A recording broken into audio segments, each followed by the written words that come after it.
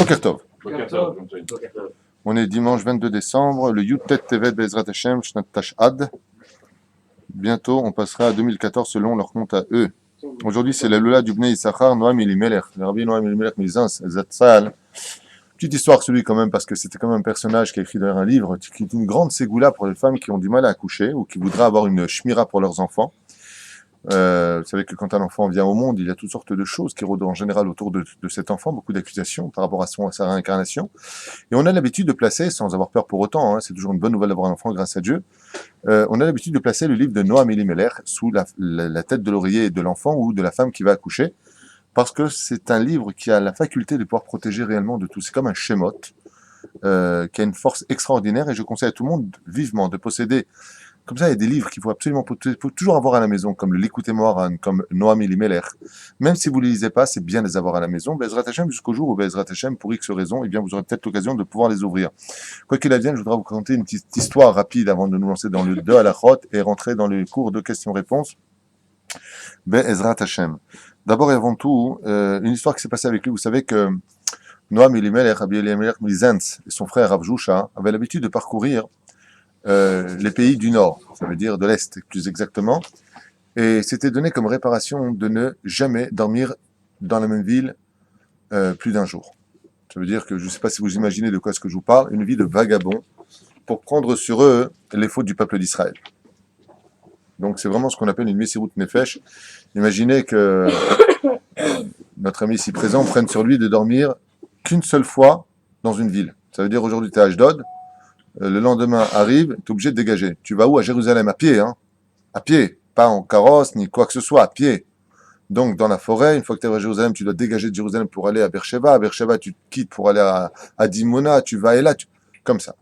On a du mal à imaginer, c'est inimaginable. Ils ont pris sur eux la galoute d'Israël. En d'autres termes, ces deux personnages ont pris sur eux toutes les souffrances du peuple d'Israël. Quelque chose d'incommensurable. Et hormis cela, on raconte comme ça que un jour, ils sont arrivés dans une taverne de non-juifs où ils avaient l'habitude de boire et de consommer l'alcool à grande quantité. Et pour ne pas se faire remarquer, ils étaient tellement congelés parce qu'il faisait extrêmement froid.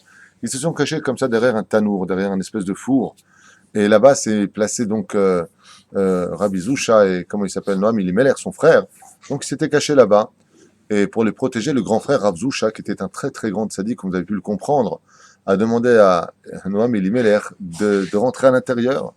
Alors ils se sont placés comme ça tous les deux, ils ont commencé à se réchauffer jusqu'au moment où un des Cosaques s'est rendu compte qu'il y avait deux juifs là-bas avec le Streimel qui était caché derrière le four et pour se réchauffer et jouant de la musique et s'étant mis à danser, ils ont voulu se moquer du juif et ils sont partis prendre le premier qui était là, le premier qui était devant eux, donc c'était Rav Zusha.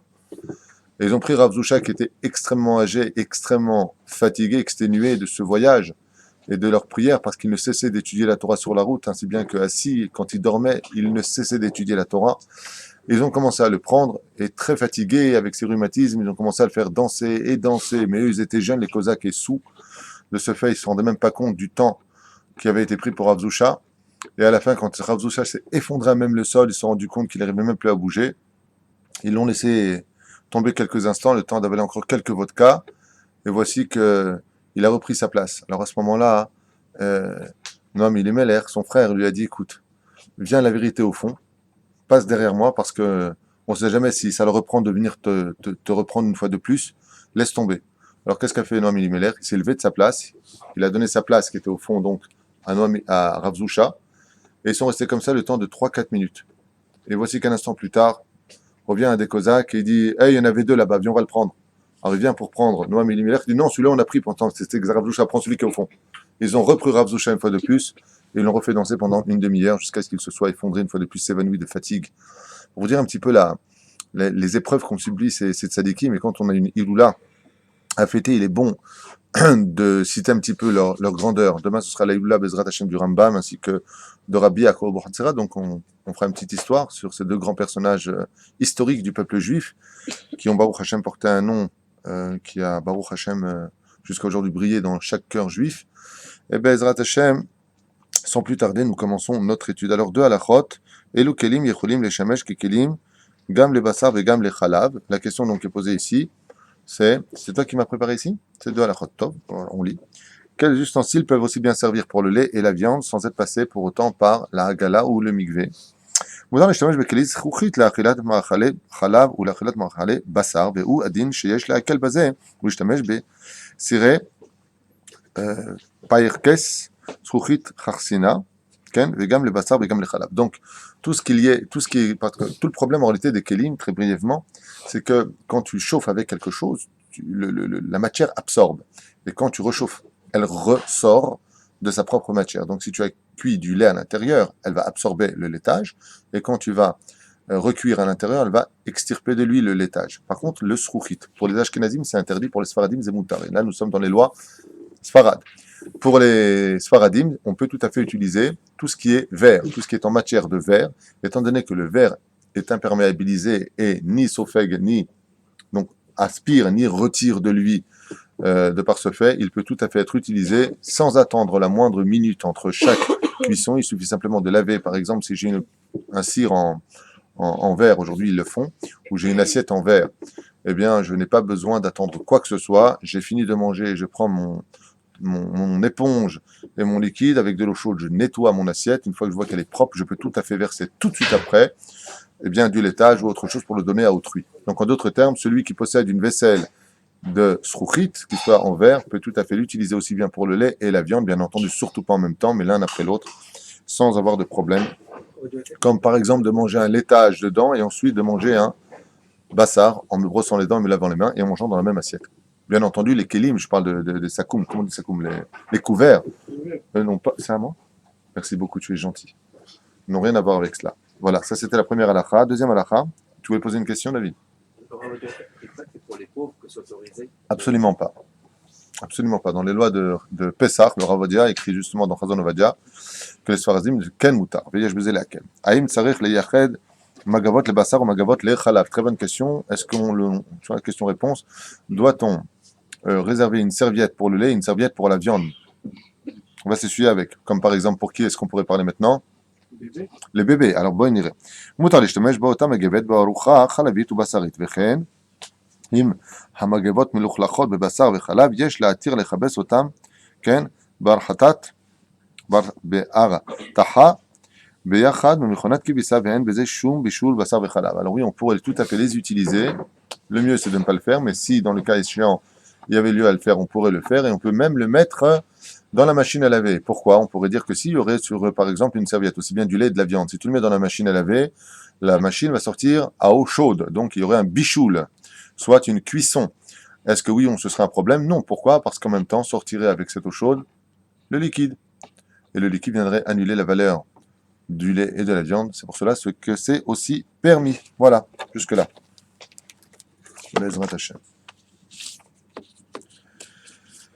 Question-réponse. Yom Rishon, Beshem Hashem, Neaseh Venasliach. Un grand bonjour à tous ceux qui nous écoutent, et bien entendu, une grande refouach lema pour tous les malades d'Israël, ceux qui veulent se marier, et ceux qui nous aident, car on a besoin d'aide ici aussi, ceux qui peuvent nous aider par le système de PayPal, Tavo Alem Beracha Bezrat Hashem. Ce que je peux vous dire, c'est que ça va une excellente adresse. Ici, c'est 100% Torah grâce à Dieu. Donc, Tiskul Mizot Umasim Tovim. Mais bon, on n'est pas là, Chaz v'Shalom, pour vendre la Torah, c'est du srout que nous voulons vous donner, pour nous aider ici avec tous les avrachim que nous avons, les familles que nous aidons.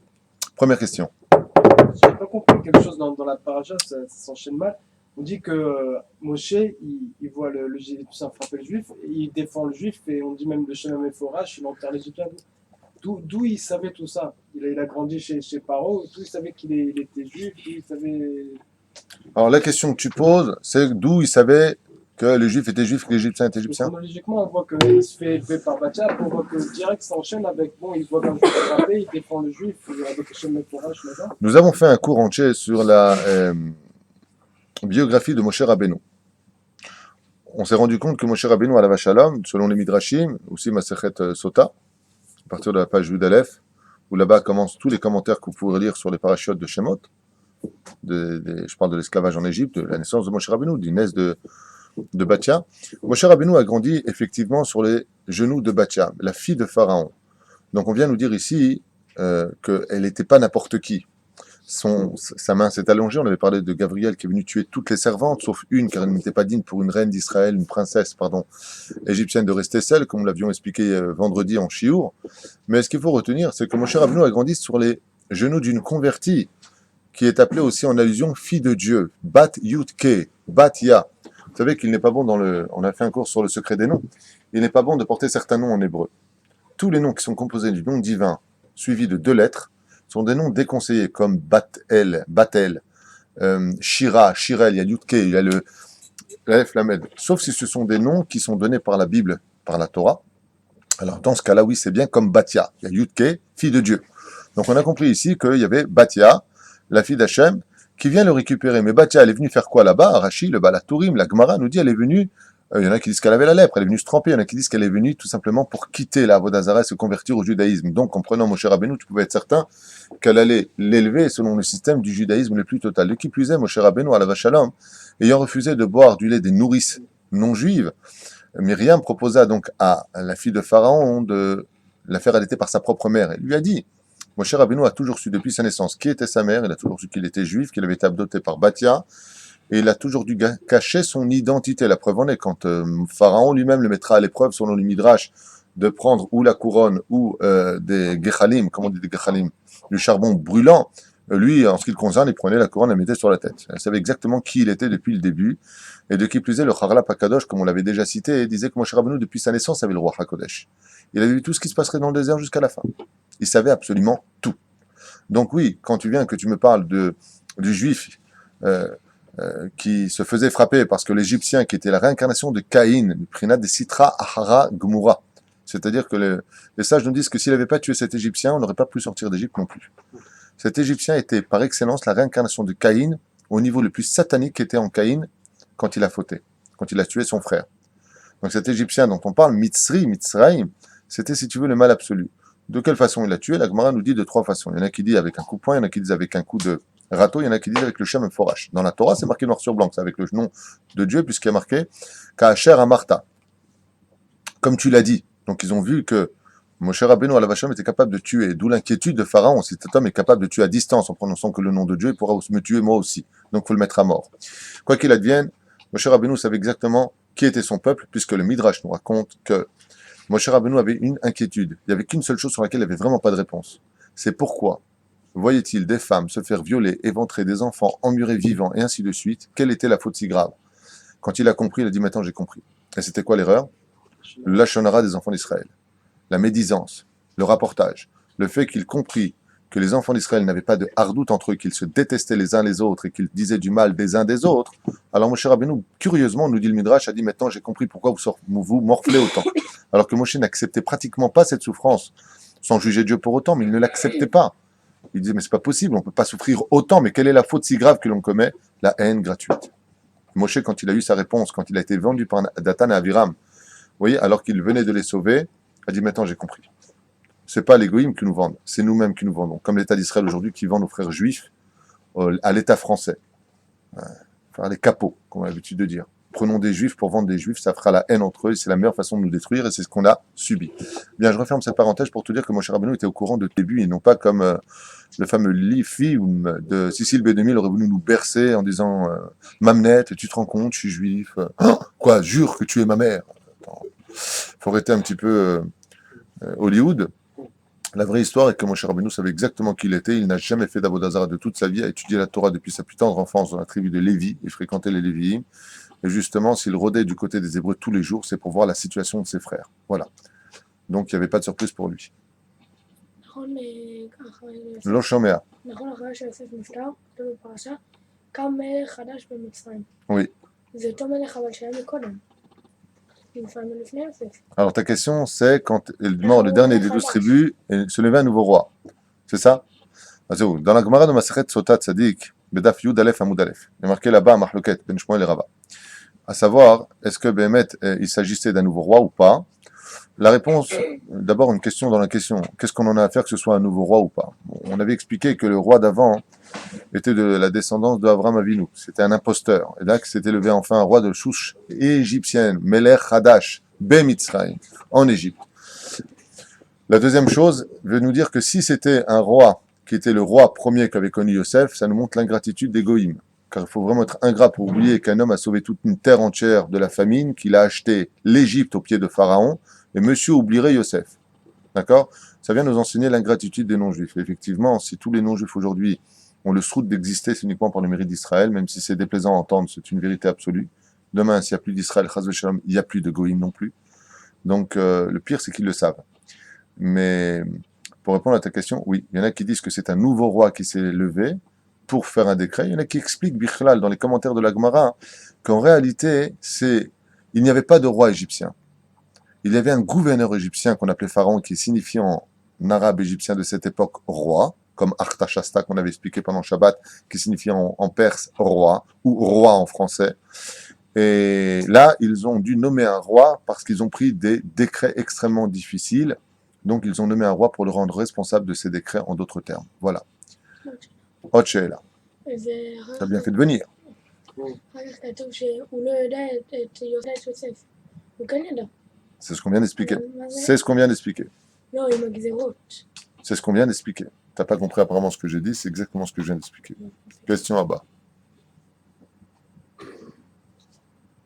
Les Égyptiens, ils ont payé les 10 plaies d'Égypte, et en sachant que c'était Pharaon qui avait décrété tout ça, et qui était resté la tête dure face à Moshe, enfin, voilà, une plaie, deux plaies, allez, laissez partir. Donc en fait, c'est pas que lui qui paye, mais c'est tout son peuple qui paye.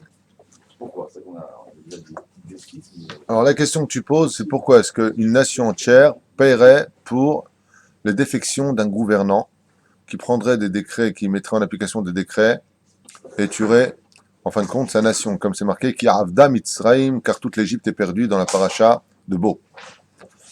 C'est la Tova, c'est une question qui est souvent posée par les gens. Je comprends pas, lui il a fauté. Alors on sait que ce qui différencie particulièrement, comme on l'a souvent dit dans nos shiurim, le peuple juif des nations du monde, c'est que quand un juif fait une mitzvah, tout le monde en profite. Quand un juif fait une avéra, il peut pas dire je fais ce que je veux de ma vie parce qu'à cause de lui, on va tous payer. Donc non, tu fais pas ce que tu veux, mon pote. Tu fais pas ce que tu veux. Tu peux pas faire ce que tu veux. Parce que nous sommes tous sur le même bateau. Tu fais un trou à ta place, tu nous coules tous. Ça, c'est le peuple juif. Chez les goïms, c'est exactement le contraire. Quand un non-juif fait une bonne action, Dieu le récompense lui et non pas la nation entière. Et quand un non-juif fait une mauvaise action, seul lui est puni, pas la nation. Alors dans ce cas, comment se fait-il qu'une nation entière, la nation égyptienne, qui eut tous la vie sauvée d'Afka par Yosef Hatzadik, se retrouve prise au piège dans les décrets de Pharaon et paye au centuple tout ce qui a été fait de mal. De là, d'ailleurs, les nations du monde devraient apprendre une fois pour toutes de comprendre ce qu'il y a marqué dans la Bible. On ne fait pas du mal à un juif. Sinon, il y a les 10 plaies qui se ramènent. Alors, ça peut venir par les plaies telles qu'elles sont marquées dans la Torah, mais ça peut venir aussi par des plaies qui peuvent être une plaie dans la vie de chaque personne qui aura fait tomber un seul cheveu d'un homme juif. Alors, même si c'est un décret divin pour le juif, ne cherche pas à en être le martinet. Je referme cette parenthèse. Pour répondre à ta question, je vais te donner 2 réponses. Une réponse que nous avions donnée il y a 2 ans, je crois, en chiour, qui n'avait pas été enregistrée, donc je vais la dire dès maintenant. Et une deuxième réponse qui a été donnée hier après-midi, alors que tu n'étais pas là pendant le chiour de Shabbat Kodesh. Voilà. La première est la suivante. Vous avez remarqué qu'à la fin de la paracha, alors que Moshe demande à Pharaon de libérer les enfants d'Israël, Pharaon déclare un nouveau décret. Car jusqu'alors, on livrait la paille aux Hébreux. La paille qui permettait de fermenter la brique. Cette paille leur a été refusée. La seule chose qui n'a pas de valeur au niveau de la paille, au niveau de l'argent, c'est la paille. Le mode de paille, de la paille, il y avait tellement de paille en Égypte, oui, que ce n'était pas quelque chose, l'Égypte était abondante à cette époque, que ce n'était pas quelque chose qu'on avait besoin de vendre. C'est quelque chose qui se trouvait à même le sol. Il y en avait partout de la paille. Personne ne voulait de la paille. Sur ce, quand Pharaon a interdit de leur donner de la paille, les Hébreux ont dû aller taper dans la maison des Égyptiens. S'il vous plaît, vous pourriez nous donner de la paille, vous qui aimez que le blé, la paille, vous n'en avez pas besoin. Et il y a marqué noir sur blanc dans le texte que les Hébreux ont dû chercher de la paille bien au loin, mais bien au loin, c'est-à-dire en dehors des villes. De là, les Égyptiens ont montré leur accord avec Pharaon. L'accord était basé sur le fait que Dieu a placé l'histoire de la paille pour montrer aux Égyptiens qu'ils étaient d'accord avec les décrets de Pharaon. Car Dieu a dit, Pharaon, l'élève Al-Favdalim a dit, vous ne leur donnerez pas de la paille. Il parlait de qui? Des responsables. Mais les Égyptiens dans les maisons, puisque les Hébreux servaient aussi chez les Égyptiens, ils auraient pu tout à fait leur donner de la paille. Et c'est les Égyptiens eux-mêmes qui ont montré leur accord avec la politique de Pharaon. Aux Juifs, on ne donne rien. Donc sur ce, ils se sont rendus coupables, de la même façon que Pharaon, sur l'idéologie d'exterminer le peuple juif par l'esclavage et tout ce qui s'en suivra. C'est un petit peu ce qui s'est passé aussi maintenant avec la révolte de temps chez les Arabes. On aurait voulu dire que les tyrans gouvernant les pays arabes sont ceux qui sont antisémites, mais que les peuples qui les accompagnent n'y sont pour rien les pauvres innocents. Ils marchent Shem Rechaim Yirkav. Et on a vu qu'Akadosh Baruch Hu, justement, a détruit les gouvernants, les a fait descendre pour laisser le peuple voter qui? De leur propre chef, un antisémite notoire. Sur la révolte du printemps arabe, dit la révolte du printemps arabe, les Arabes n'ont rien fait d'autre que de lever la main en disant, nous aussi, en tant que peuple, nous voulons l'extermination du peuple juif. De ce fait, d'ici très peu de temps, vous allez voir toutes ces nations, comme c'est marqué dans la Kabbale ainsi que dans la Gemara, 2/3 de l'humanité périra, et vous verrez toutes ces nations payer au centuple le mal qu'ils ont voulu nous faire. Comme Aman a voulu nous pendre, il est lui-même pendu.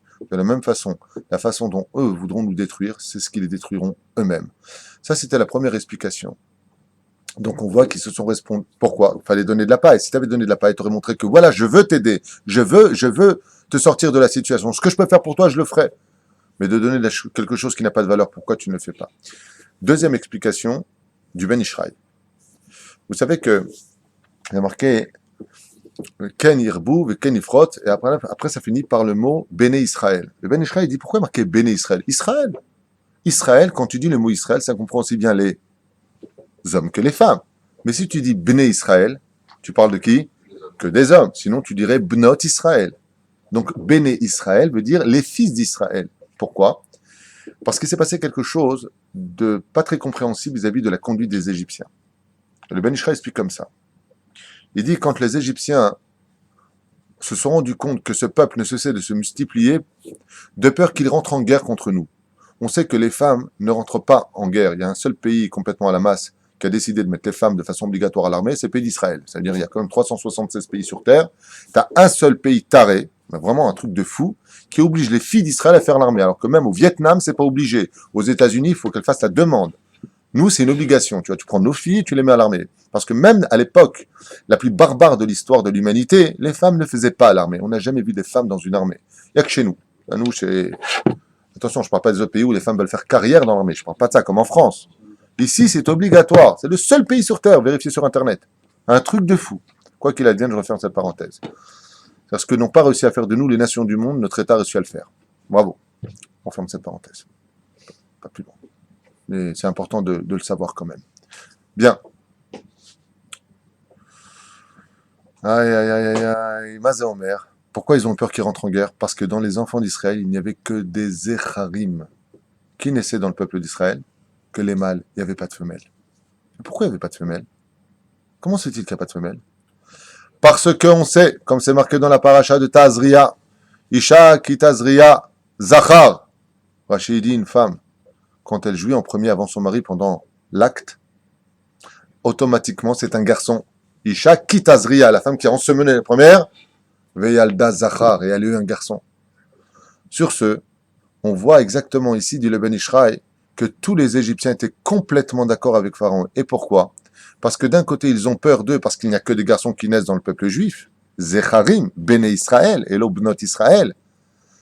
Et ils savaient aussi de l'autre côté que, en mettant les enfants d'Israël, donc les hommes, en esclavage, un homme, quand il est crevé, il ne vient pas vers sa femme. Mais les femmes d'Israël étaient kedoshot. Donc quand l'homme il venait sur elle, par la fatigue, il mettait beaucoup plus de temps que la femme. Ce qui fait que la femme, donc ensemencée la première, est tombée enceinte d'un garçon.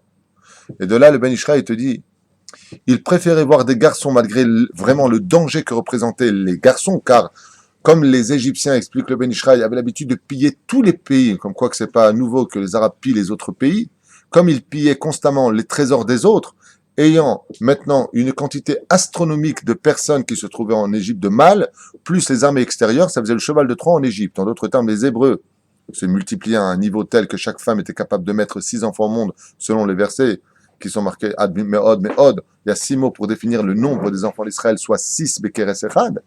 D'accord? Donc 6. Et malgré tout cela, le Ben Ishraï dit, ils frappaient les enfants d'Israël, sachant que le soir, en allant avec leurs femmes, ils ensemenceraient en deuxième, donc des enfants naîtraient. Ça veut dire qu'ils ont préféré prendre le risque d'une guerre à l'intérieur de leur pays, tant qu'on pouvait frapper du juif. Sur ce, dit le Ben Ishraï, ils ont montré qu'ils étaient complètement d'accord par le plaisir personnel de faire du mal aux juifs. Donc ils méritaient les 10 plaies. Question à bas. Quelque chose de très paradoxal quand même. Paradoxal, par rapport à quoi? Par rapport au mode les juifs, ils souffraient énormément. voulaient rester. Ça, Ils sont en esclavage, ils sont complètement asservis. c'est la particularité du juif. Comment se fait-il qu'ayant tant souffert, il voulait quand même rester en Égypte à 80%? Ça, c'est la particularité du juif. Nous avons une force extraordinaire de nous adapter à toutes les situations. C'est un cadeau de Dieu. Et des fois, ce cadeau, quand il est mal compris ou mal utilisé, donne ce résultat de 80% qui resteront en Égypte. Par exemple, va voir en France. Beaucoup de juifs, très sincèrement, le savent et le vivent mal. La situation en France, soit en Europe, même plus qu'en Europe, hein, il faut arrêter de délirer, la terre entière est en train de donc s'islamiser. Tout le monde a peur. Tout le monde reste un petit peu comme le chaperon rouge.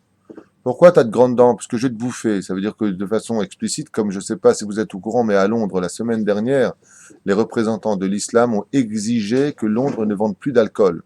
Réponse du gouvernement anglais, nous allons peser la question. Heureusement qu'il y a le jus de raisin pour les juifs de Londres, pour faire le kidouche, parce que d'ici peu de temps en France, la femme qui sortira pas avec le tchador sera frappée dans la rue. Et comme déjà en Angleterre, je ne sais pas si vous êtes au courant, mais la loi de la charia est déjà passée. Vous savez ce que ça veut dire? Ça veut dire que la police aujourd'hui ferme les yeux s'il coupe la main d'un mec qui a volé. Voilà où on en est. Alors pourquoi est-ce que les juifs, dans cette situation si catastrophique, ne viennent pas vite en Israël? C'est exactement la même chose. Ici, on a des kvarim. Ici, on a peut-être des coups, mais on mange du poisson. On a l'habitude, ça y est, on est dans notre métro, boulot, dodo. On sait qu'on est en danger. On sait que nos enfants peuvent très vite s'assimiler. Beaucoup de juifs se sont mariés avec des islamistes et se sont convertis à l'islam, malheureusement, en France. Si on ouvre un petit peu les yeux, on se rend compte que c'est une grande catastrophe. Et qu'aujourd'hui, ce n'est plus une question idéologique de sionisme de monter en France. Si vraiment tu aimes tes enfants, si vraiment tu aimes ta progéniture, si vraiment tu as de l'aïmouna, au lieu de mettre une kippa sur la tête en disant Baruch Ata Hashem toute la journée, bien fais vite ta alia parce qu'aujourd'hui c'est vraiment sauf qui peut. Et plus les Juifs viendront en nombre en Israël, plus il y aura de bénédictions en Israël, car le roi ne peut se déclarer que quand son peuple et ses enfants sont tous à sa table. C'est pour cela que Bezrat Hashem, pour ta question, j'invite vivement les enfants d'Israël à nous rejoindre sur la terre d'Israël, dans de bonnes conditions, se préparer doucement, mais quoi qu'il advienne, sûrement. Voilà. Maintenant, on parle d'une Shoah, Rav. C'était pratiquement comme la Shoah. Comme c'est qu'à l'époque de la Shoah, quelqu'un il viendrait dire allez, je vous emmène tous, on dégage. Et les gens disent non, non, on aime rester à l'intérieur. Oui, mais alors toi, tu rejoins sa question. Alors je vais te répondre sur un autre biais, puisque je vois que vous revenez comme des pitbulls sur cette question qui vous pèse. Je vais te répondre. Je vais te répondre. Je vais te répondre. Il est beaucoup plus facile de sortir un juif de la galoute que de sortir la galoute du juif. Donc ça, c'est le point principal. Mais n'oublie pas un détail. À partir de quel plaie ils ont été punis comme étant frappés dans les cieux de ces juifs ne veulent pas sortir de la galoute? Neuvième plaie. Ça, c'est le vrai problème de notre peuple. Chaque fois que Dieu nous fait des tovotes, on ne comprend pas le message. Dieu envoie les plaies en Égypte. Qu'est-ce qu'on pensait les 80%? Ah ben alors Dieu veut qu'on reste. Puisqu'il frappe les Égyptiens, c'est nous qui allons devenir les tauliers. Donc les mecs, on va s'installer. Vous voulez partir? Allez-y. C'est-à-dire qu'au lieu d'avoir compris que Dieu a fait cela pour justement réaviver notre émouna en nous, et c'est souvent comme ça dans la vie d'un juif, c'est-à-dire que Akadosh Baruch Hu lui donne une femme, lui donne des enfants, lui donne une situation. Et nous, qu'est-ce qu'on fait? Qu'est-ce que j'ai fait? T'épouser? J'en ai marre de ce boulot. On traduit constamment le bien que Dieu nous fait en mal. C'est notre Yetzerara particulier. On n'arrive pas à comprendre le vrai message. C'est pour ça qu'il faut aller voir des rabbanim, des vrais Talmidei Chachamim. Comme je le dis souvent, les rabbanim en France devraient pousser les juifs à faire leur alia et pas dire je reste là pour eux parce qu'eux ils disent je suis là pour toi. Alors qui attend qui? Une fois de plus. La Chen Bezrat Hashem, ça a été le défaut principal. Pourquoi la 9e plaie? À part de la première plaie, Dieu, il ne savait pas l'avenir. Regardez les enfants ce que je fais pour vous. Voilà, je vais les frapper. Ah, alors nous, hein, les Égyptiens, tu me regardes dans les yeux maintenant? Hein? Allez, on s'installe. Non, t'as rien compris. C'est comme ceux qui ont gagné de l'argent aux États-Unis, qui sont devenus très riches. Mais construis le pays d'Israël, fais ta lia, puisque maintenant tu as de l'argent, tu as tellement peur du problème de la Parnassa en Israël. Non, j'ai de l'argent, je vais quitter les États-Unis. Tu as mal traduit la traduction de la chose. Tu aurais dû t'installer, acheter ta maison en Israël. Borchem, comme a fait un très bon ami, achète. Maintenant que tu as de l'argent, achète. Combien de gens ont gaspillé de l'argent dans les casinos? Combien de gens ont jeté l'argent dans les hôtels et aujourd'hui ils sont à la panime? Pourquoi tu n'as pas pris ce bien que Dieu t'a donné pour construire ton avenir sur le chemin d'Hachem? Et malheureusement, ça fait partie des grands défauts d'Israël. Vous me lâchez avec cette question? Tu me fais comme ça, c'est bon? Très bien. Question à bas. Pour revenir un peu à ce que vous avez dit tout à l'heure, Aïe, wallah. on voit bien que la tribu Lévi n'a pas été touchée.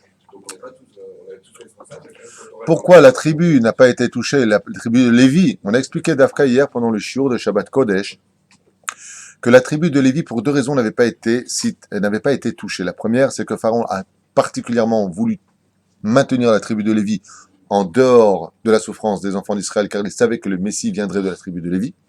Et donc, on n'accepte jamais, comme on l'expliquait, je crois aussi dans le shiur de vendredi, qu'un mec qui vient en petite mallette avec sa petite cravate, il vient voir les mecs qui sont en train de travailler sous terre en disant, les mecs, je suis venu vous libérer. Attends, on va te faire cuire un œuf. On va mec de chez nous. Quelqu'un qui est passé par notre expérience. Donc, vous les disqualifier. Deuxième chose, qui est l'explication la plus extraordinaire, c'est que malheureusement, Issachar, qui était la tribu dévouée à l'étude de la Torah, étudiait la Torah et était concentré dans le domaine de la Torah. Mais celui qui a pris le flambeau de l'étude par excellence a été dans les Bate Midrashot, la tribu de Lévi. Et les sages nous ont dit, quand tu étudies la Torah, même quand il y a des décrets qui sont inévitables, tu les évites par le mérite de la Torah. Et c'est ce qui s'est passé. Comme les Lévi'im, écrivent les sages, se sont adonnés à l'étude de la Torah à un très haut niveau, c'est-à-dire sérieusement, sans passer leur temps à dire bonjour, ça va, attends, je reviens, je repars, sans chercher d'excuses. Vraiment étudier la Torah, Pharaon savait une chose. Celui qui tient la Torah dans les mains, faut pas lui faire de mal. Donc il les a tout simplement mis de côté. Donc eux n'ont pas subi l'esclavage. Comme c'est marqué dans Masechet Avot, tout celui qui étudie ma Torah dit Hachem. Les souffrances des gouvernements ne passeront pas sur sa tête. Ol Malchut, je ferai passer au-dessus d'eux la Malchut. Et leur travail sera fait par les autres. C'est marqué dans Masechet Avot. Bien. Question à bas. Allez. On parlait de l'enseignement. Oui. Bon, on a des enfants qui étudient, on va dire, fois les Kodesh, d'accord? Et on voit qu'on est, nous, porté par une chose qu'il faut obligatoirement avoir le bac. Et je me dis, est-ce que c'est pas une invention des nations, et même déjà une invention chrétienne? Ça nous éloigne de... Ce que tu es en train de dire, c'est qu'il nous faut absolument le baccalauréat. Donc, on est obligé d'apprendre à nos enfants. C'est bien, le système est comme ça dans le monde. Tu as complètement raison. C'est pour cela que la majeure partie des gens qui n'ont pas eu leur bac sont tous riches. En fait, toutes mes connaissances, c'est tous des mecs qui n'ont pas été à l'école. Alors, c'est vrai que c'est pas une généralité peut-être pour beaucoup d'entre vous. Ce que je sais, c'est qu'on ne fait pas une misa sur le dos d'une avéra. J'ai connu des rabbinim qui ont envoyé des enfants à l'université, des enfants très pieux et qui sont devenus, sont mariés avec des non-juifs. Je ne vais pas aller jusqu'au bout de l'histoire. Dans le judaïsme, on sait une chose. Dieu possède les clés de la parnassa, il n'y a que lui qui la donne. Donc, que tu aies ton bac ou pas ton bac, c'est pas ce qui te fera avancer. Mais malgré tout, il faut être rationnel. On vit sur terre. Donc, surtout en Israël, c'est le seul pays au monde où si tu es par exemple coupeur d'ongles, il faut une théouda. Il faut ton baccalauréat, il faut que tu aies fait 20 ans d'université. C'est un truc de fou, ça, en Israël. N'importe quel métier, mais cordonnier. Tu as la théouda de je suis cordonnier, j'ai fait 20 ans d'école pour savoir comment mettre un clou dans la chaussure. Bon, c'est le système qui le veut. Effectivement, quand on a Toar Rishon, Toar Sheni, Toar Shlishi, c'est vrai que ça aide. Ça aide qui? Amar Rabbi Nachman de Breslev, a dit Rabbi Nachman de Breslev. Quand tu mets ta imuna en Dieu, tu as les réponses de Dieu. Quand tu mets ta imuna chez les goïms, tu as ta imuna qui vient d'eux. C'est-à-dire que pourquoi est-ce que la réalité dit qu'aujourd'hui, dans le monde dans lequel on vit, tu n'as pas de bac, tu ne peux pas évoluer dans un métier? Parce que tu as mis ta imuna dans le système des goïms. Lo pachod et lo yoter. C'est ce que dit Rabbi Nachman. Quand le médecin te dit, monsieur, il vous reste 6 mois pour vivre, pourquoi tu vas mourir dans 6 mois? Parce que tu l'as cru. Mais si tu dis, excusez-moi, la vie et la mort, ça appartient à Dieu, tu vivras. Vous connaissez l'histoire de mon rave avec cette histoire, qui a enterré le professeur lui-même, il a fait le SPED, un professeur qui a dit à mon rave que sa fille allait mourir d'ici 6 mois. Il lui a dit non, dans 6 mois, c'est vous qui mourrez, elle sera vivante. Grâce à Dieu, aujourd'hui, elle a 14 ans, et quand elle a eu l'histoire, c'était il y a plus de 10 ans en arrière.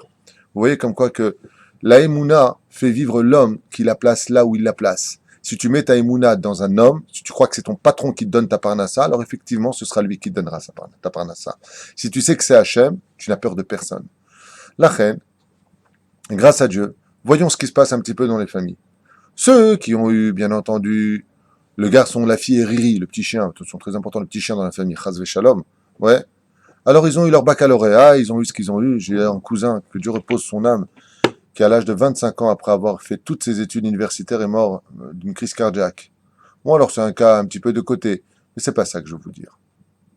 Je vous rappelle qu'au niveau des informations en Israël, je parle de ce petit pays. 7 millions d'habitants avec les Arabes.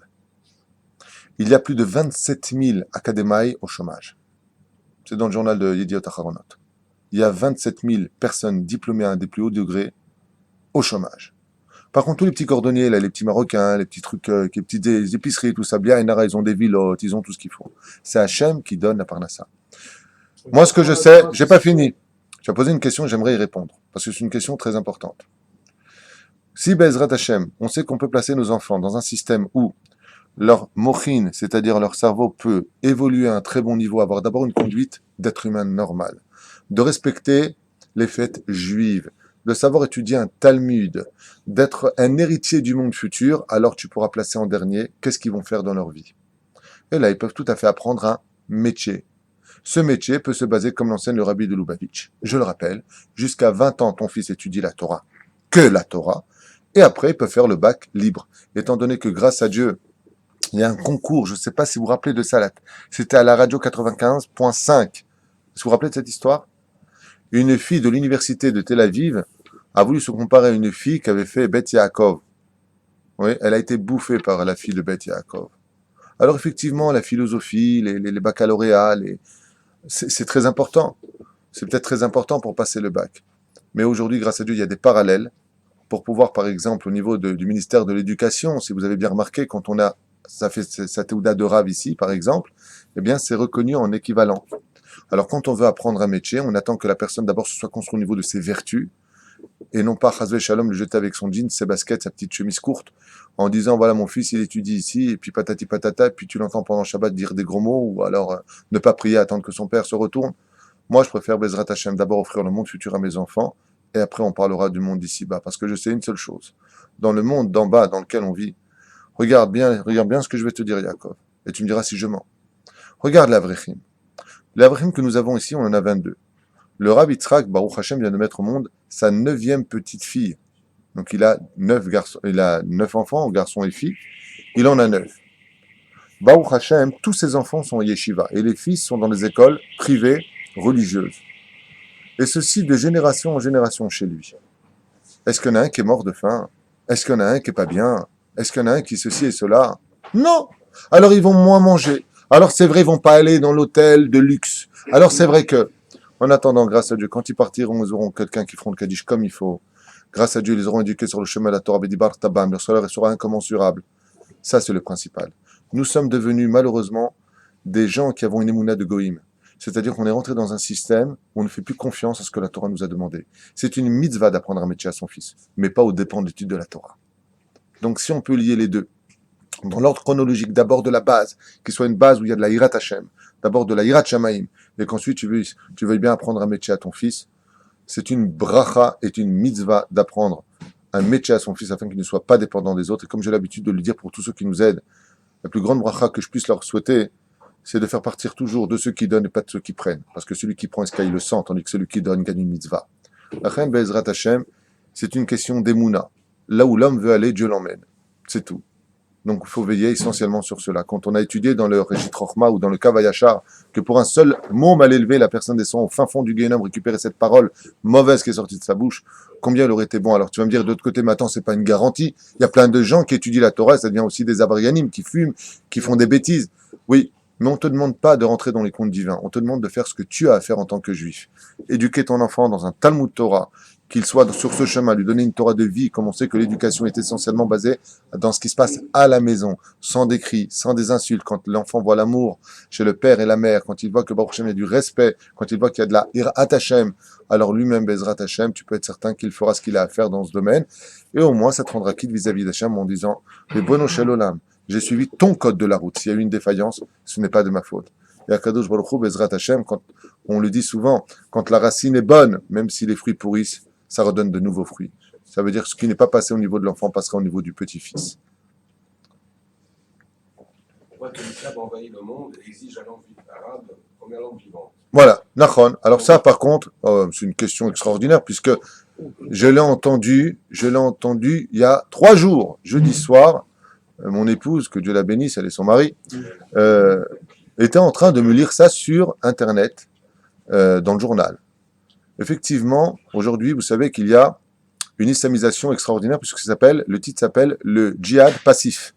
C'est-à-dire que tous les imams dans toutes les mosquées en Europe demandent aux musulmans de ne pas se montrer agressifs, mais de faire un maximum de conversions et surtout de faire des milliers d'enfants, pour qu'au prochain vote, ce soit un imam qui soit passé. Ça s'appelle le djihad passif.